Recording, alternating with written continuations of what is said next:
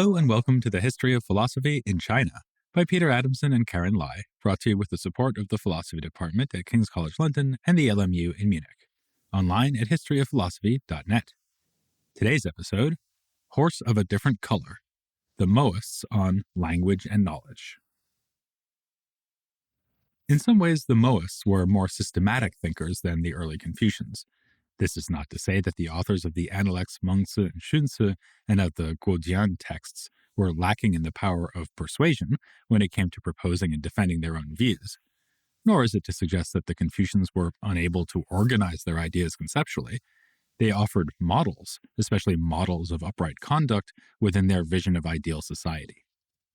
However, the Confucian commitment to rule by virtue is established on the assumption that there's no standard way for every person to achieve the same sagely standing. By advocating the implementation of standards, the Mohists sought reliable, reproducible methods for an ideal society, methods that should produce similar results for everyone. Actually, the use of standards or methods that yield reproducible outcomes is a feature of modern science. So perhaps we could think of the Mohists as budding scientists, as thinkers who episodically, rather than systematically, developed ways to investigate and understand the world. This has been suggested by an influential scholar of later Mohist thought, Angus C. Graham. By later Mohists, we mean the thinkers associated with 6 chapters of the Mozi, chapters 40 through 45. These chapters, called the Mohist dialectics, Mo Bian, are likely to have been composed during the late Warring States period, after the other chapters of the Mozi we've been discussing so far. The first 4 of these chapters form a set, the first 2 of which are called the canons, Jing. Each canon is made up of, at most, a few short, cryptic statements. The 180 canons state the scope of terms associated with how we use language, procedures of argument and disputation, measurement processes in geometry, optics, and mechanics, and Mohist views on virtue and leadership. These 2 canons chapters are paired with 2 chapters called explanations. Each explanation statement provides more detail on its corresponding canon statement. Then the final 2 chapters, number 44 and 45, are entitled the Greater Selection and Lesser Selection. These cover questions on ethics, semantics, and logic, with the lesser selection being the more coherent of the 2. These are not easy texts to work with. The 6 chapters are corrupt at many points, and in both the canons and explanations, statements are made without much attempt at clarification. In Canon A3, for instance, it is stated that the knowing is the capacity. This blunt phrasing, free of any elaboration, is typical of the canons. All it gives us is an equation between 2 terms. With hope and expectation, we turn to the corresponding explanation, which says, as to the knowing, it's that by which we know, such that we surely know, like eyesight. The analogy is a familiar one. Any number of philosophers throughout history have compared knowledge to vision, but this supposed explanation doesn't explain exactly how knowledge is analogous to eyesight, or for that matter, how this comparison might illuminate the canon's designation of knowledge as a capacity. In light of all this, it is difficult to state in precise terms what the 6 chapters of the Mohist dialectics set out to do, even if some of the discussions are enlightening and distinctive by the standards of a Warring States text. You can almost hear the tone of hard-won patience when modern-day Mohism scholar Chris Fraser remarks, interpretation of later Mohist doctrines can be testing. They must be reconstructed from terse, incomplete statements scattered about different parts of the corpus, and on some issues there is insufficient textual evidence to reach any firm conclusions. Still, they do provide valuable insights concerning how the early Chinese thought about language and argumentation. As we will see, their considerations delve much deeper into a more diverse range of topics as compared with the earlier chapters of the Mozi text, and indeed the other Warring States texts we've looked at. These later Mohist chapters also develop themes we saw in the first core chapters of the Mozi. For instance, the Greater Selection chapter covers the question of relationality in a way that references to jian'ai, or inclusive concern, in the earlier chapters of the Mozi did not. Here it is made clear that a person has significant responsibility towards specific others, such as rulers, the elderly, and parents. We know about the later Mohists and their contemporaries partly from attempts during the Warring States and later to group them according to the topics of their debates and their approaches to questions. One group of thinkers was known for their use of disputation to settle disagreements. They were called the bianzi, because the word bian means to dispute. In general terms, disputation is an argumentation process to determine who holds the correct view.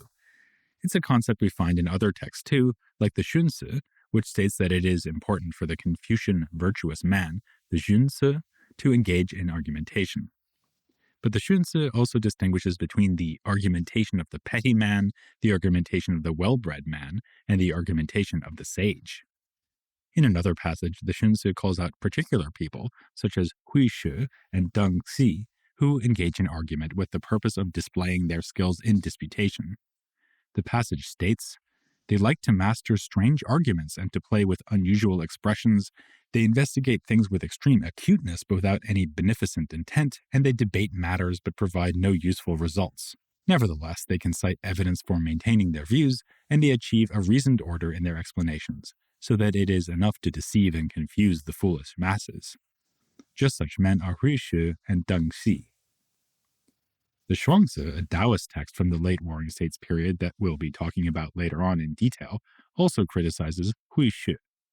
It explicitly calls him a disputer or bianzi, accusing him of using his words to make a great display in the world, showing them off in debate, and all the debaters in the world shared his delight in them. Two other figures, Huan Tuan and Gongsun Long, are also named. These disputers are accused of covering over what is in men's hearts with their embellishments, altering their ideas, able to defeat their mouths but not to convince their hearts.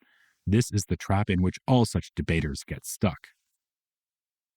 These few references suggest that the term bianzi was used in a pejorative sense, not for just one well-defined group, but to disparage a range of thinkers who were too clever by half in their argumentative strategies. Of course, we shouldn't just take these critics at their word. Nested in the criticisms are hints that the bianzi were focused on accuracy and on the processes of examining ideas and defending arguments. That sounds pretty good. But for the Xunzi and the Shuangzi, devoting one's mental energies to these issues eclipses the more important questions of virtue and ideal government. But is it really true that the bianzi and the later Mohists, who devoted their attention to questions about language and argumentation, had little to contribute when it came to practical matters?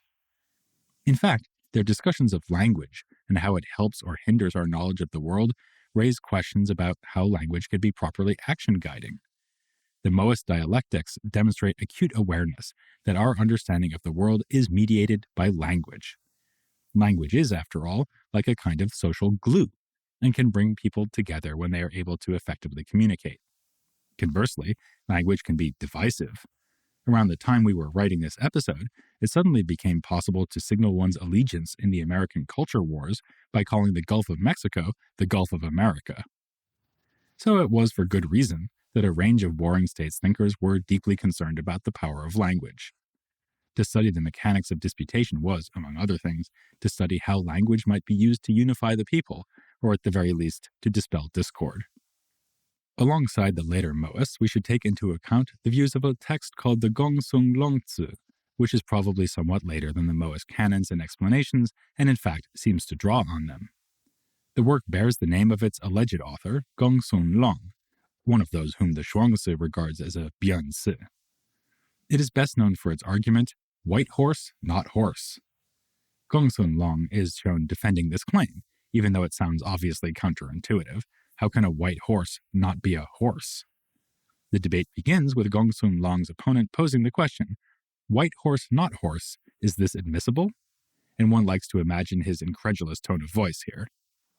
Gongsun Long affirms his position. Indeed, white horse, not horse, it is admissible. A back-and-forth debate ensues, with Gongsun Long presenting a variety of defenses following his opponent's questions. The dialogue is complex, and we will not go into all stages of the argument here.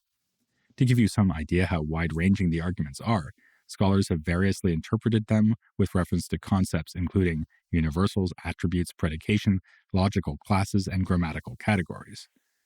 But one fairly straightforward way to make sense of Gongsun Long's position would center on the term fei, translated as not, in the phrase white horse, not horse.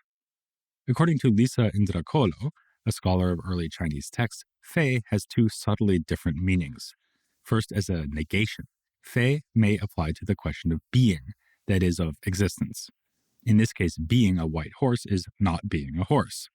This sounds counterintuitive and is quite likely the way in which Gongsun Long's opponent, and some of us, understand the phrase.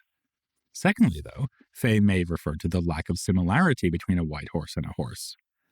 In this case, the point of the assertion is simply that a white horse is not the same as a horse. But this way, Gongsun Long's claim makes more sense. If white horse were the same as horse, then there'd be no such thing as a black horse or a brown horse. As Indrakolo points out, this makes sense of both Gongsun Long's and his challenger's claims. In fact, the two are effectively talking past one another. The challenger is thinking concretely of actual real-life animals that exist in the world. Imagine pointing at a white horse in a field and announcing, "Not horse." This would be ridiculous, no less than standing on the coastline of Louisiana, pointing out at the water and saying, "Not Gulf of Mexico." By contrast, Gongsun Long is not thinking about horses that are galloping out in the fields. His point is a linguistic one, that the words white horse and horse are not the same in meaning. After all, they may refer to different things in different circumstances. The second of Gongsun Long's arguments in the white horse debate shows how these two angles, the concrete and the linguistic, relate to each other. It poses a set of scenarios in which someone asks for a white horse and contrasts this with simply someone asking for a horse. If someone asks for a white horse, only a horse that is white will do, not horses of any other color. But if they ask for a horse of any color may be brought. The argument states, someone who seeks a horse will be just as satisfied with a yellow or a black horse. Someone who seeks a white horse will not be satisfied with a yellow or a black horse. Gongsun Long also turns this point against his opponent. Supposing that a white horse were after all a horse, what they seek would be one and the same. What they seek would be one and the same because the white would not be different from the horse. Gongsun Long's argument foregrounds the connections between words and things in the world, revealing that two words or phrases are only the same if they refer to exactly the same objects. This is an important point in the philosophy of language. Given the apparently absurd and pedantic example at the heart of the debate, you can see why others may have found this to be a vanity project, especially in light of the urgencies of the Warring States period. But the insight can be applied more broadly. In ethics, politics, and pretty much everything else, it's vital to ensure that words fittingly pick out the correct things in the world. Words name things in the world, and must perform this function well so that people can communicate and get on with life. Good luck to a cattle farmer who uses the same term for both oxen and buffalo. Nor was Gongsun Long the only one who was concerned about this. We've already seen how the Confucians urged the rectification of names, a project aimed at determining the meanings of words such as father and official, so that a person's behaviors could be benchmarked against what was expected of them in their roles. For the Confucians, this process would help establish standards for moral behavior and practices. Gongsun Long was thinking along the same lines by seeking to match words or names with their proper reference in the world. So we don't need to assume that the Bianzi set out to establish reliable correspondences between names in the world merely to show off their skills in wordplay and sophistry. And we're not just speaking of words such as horses or oxen, important though they were in the early Chinese context. Standardized meanings of evaluative terms, such as benevolence or benefit, shared by all within a community, might contribute to social and political stability. The Mohist dialectics share these views about the importance of language in guiding our practices and interactions. While the early Confucian texts sought to implement correct names, the later Mohists discussed the issues underlying the whole practice of naming. Their questions were more like the kind that technical experts, as we might call them, would ask. Parts of the text reflect on the complexity of trying to determine the meanings of names. This is not merely a matching exercise of each word to its corresponding thing. Rather, they are trying to determine the attributes of a thing so that a person can reliably identify it when they encounter instances of it. For example, what makes the moon this evening, a crescent-shaped moon, a moon? And what also makes a full moon a moon? What are the relevant attributes we pick out that consistently apply over all instances of this same thing, the moon? we need to work out what it is that both the crescent moon and the new moon have in common. This business of making distinctions correctly is a major theme in the dialectics. To help the process along, the dialectics consider how we think about sameness and difference. When we say two items are the same, we might mean, for example, that water and H2O are the same, as they pick out the one same object. Or we might mean that they belong to the same type, the way that both horses and oxen fall under the type animals. The dialectics list 4 types of sameness and 4 types of difference, with a level of precision that is unusual in texts of this period. In most cases, we don't have any trouble communicating with one another or using words to navigate the world. But what happens when we disagree? According to the later Mohists, this is where the process of disputation, bian, comes in. Unlike critics of the bianzi, the Mohists do not believe that disputation is mere wordplay. Instead, there's a criterion we need to apply, according to which the names should fit the facts. Those which are called by names are either the same or different. In one case, where they are the same, one person calls it a whelp, while the other calls it a dog. In another case, where they are different, one person calls it an ox and the other a horse. In each case, when neither person wins, it is because they have not engaged in disputation. In disputation, one says it is this, and the other that it is not. Whichever fits the fact is the winner. The remarks in the passage suggest a level of naivete regarding how we go about determining a word's appropriateness. But it also expresses the later Mohist concern that the words we use must not be arbitrarily and trivially connected with the world. The legitimacy and efficacy of names rests on their picking out relevant features of the world, allowing language users reliably and consistently to refer to what is out there. Here it becomes clear to us that the later Mohist views on language are intricately connected with questions about knowledge. According to the dialectics, in seeking knowledge there are 4 things we are after. The first is names, which as we have seen must be used correctly. The second is reality, that is, how things, events, and situations in the world really are. The third is matching, that is, ensuring that names correspond with reality. And the fourth object of knowledge is correct action. Here we might pause to recall a distinction we made in an earlier episode between knowing that and knowing how.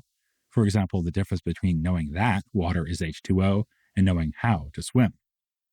At first glance, it seems that the Mohists are interested only in knowing that. For example, we need to know that the word human means such and such and that the sun is such and such. But to know a name is also to know how to use that word when communicating, and how to refer to a given reality with a given name. The same goes for matching. To know whether words and reality match is to know how to distinguish types of things or events that are picked out by specific names. We've seen similar assumptions operating in one of Gongsun Long's arguments for white horse, not horse. If in practice only white horses can satisfy the request to bring a white horse, whereas a horse of any color can satisfy the simpler request to just bring a horse, it follows that white horse is not horse. Gongsun Long's argument is thus an instance of disputation over matching name with reality. Knowing names, realities, and knowing how to match them culminates in what is, for the later Mohists, the most important type of knowledge. This is practical knowledge, or more specifically, knowing how to act. This emphasis on practical knowledge is most clearly stated in an example in the Mozi, which considers whether we can say that a blind man knows the difference between black and white. Our master Mozi said, "Now the blind say, what's bright is white, what's dark is black. Even the clear-sighted have no grounds for changing this. But collect white and black things together, and make the blind select from among them, and they cannot know. So when I say the blind don't know white and black, it's not by their naming, it's by their selecting." Though the Mozi is emphatic that language has an instrumental role in our knowledge of the world, what is more important than what we say is what we do. On the basis of this passage, we can finally understand that apparently uninformative passage from the canons, which told us that knowledge is a capacity. To use the Mohist's own example, to say that someone knows black means that they are able to distinguish black things from white things and from non-black things more generally. According to this view of knowledge, for a person to know that the cup in their hand is white in color and not black requires that they can distinguish a white cup from a black one and from cups of other colors. Likewise, for them to know that the 4-legged animal in front of them is a dog requires that they can distinguish that animal from others that do not bear the name dog. One way this practically focused knowledge works is through a process of pattern recognition. That is, in knowing what a dog is, a person must be able to distinguish what makes all dogs, terriers, Alsatians, and Shibas, dogs. What are the common patterns these animals share that makes them dogs and not cats? Likewise, what are the similar attributes that all white-colored things share in being white? The pattern matching exercise works in such a way that a person is able to accurately identify all instances of white things as white. Perhaps we could even think of this as a third kind of knowing as. We can see that the aim of knowledge in the dialectics is not merely to seek the truth that is out there in the world. True, the later Mohists are interested in the process of matching word with reality, but that is only part of the picture. What's more important to them is how the knower acts. It seems from the illustration with the blind man that the capacity to make distinctions is inextricably bound up with knowledge, or perhaps even just the same as knowledge. This emphasis on practical knowledge differs significantly from one that understands knowledge just in terms of truth. The knower must be able consistently and reliably to make the distinctions that enable them to live effectively in the world. But of course, language isn't something we use on our own. Within a community, when people communicate, the names they use must reliably and consistently refer to the same thing. If everyone agrees what words refer to, that will be a big step toward harmony in the community. In fact, we can connect this concern with language use to the Mohist political theory. As you might remember, they posited that leaders have an important role in leading people away from a kind of state of nature, in which each person had their own views about what is right and what is wrong. The ruler, who models himself on heaven's standard, leads the people with a single standard, in particular with such names as benefit and righteousness. Perhaps those who were critical of the Bianzi couldn't see the deeper practical import of their views, as they were stumped by their technical discussions, or perhaps they were too impatient to bother with them, but we're not going to make the same mistake. Having explored their views of language in this episode, we're going to move on to think about another aspect of their theory of disputation, argumentative reasoning, or perhaps we could even go so far as to call it logic, but what's in a name? That's next time here on the History of Philosophy in China.